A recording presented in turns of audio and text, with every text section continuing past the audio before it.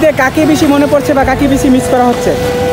আমি একজনকে খুব ভালোবাসতাম, ওই এই ঈদে আমার সাথে ছিল অন্যায় আর কি, ওরই মিস করতেছি বেশি, সবচেয়ে বেশি ওরই মিস করতেছি।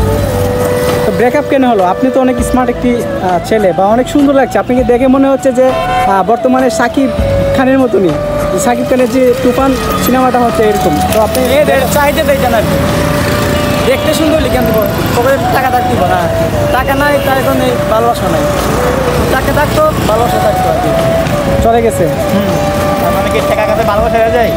টাকা কাছে ভালোবাসা হয়ে গেছে। এই ঈদে কাকে বেশি মনে পড়ছে বা কাকে বেশি মিস করছেন আপনি?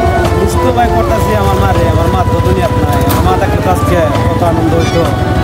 আমার মারে সকালবেলা আমারে কত সময় নুডলস রান্না করে খাওয়াইতেছে, তো আমার মা নাই, কষ্ট লাগতেছে।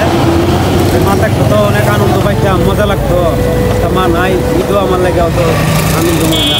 আচ্ছা, আপনি বলছিলেন প্রথমত যে আপনার মা আছে, কিন্তু এটা আপনার সৎ মা, উনি কি আপনাকে আদর যত্ন না, সব না, আমার কাছেও নাই, আর খোঁজখবর নেই না? মা মোটামুটি মানে মুরগিটা করেও ওনাকে দূর দিয়ে তো লাভ নাই, কিন্তু ওনার বয়স থাকতো ভালো, জল থাকতো, পুরানের ওনারও পুরানের খবর দিতে লইব, বাবার কোনো আমার কোনো রাগ নাই, কিন্তু মা তো বুঝতো যে মা নাই, ছেলেটা যদি হয়েছে কপালে আজকে সত্যি কথা যেটা মানে একলা একলা ঈদ করার লাগতেছে। সুন্দর বাড়ি ছোটো বাড়ি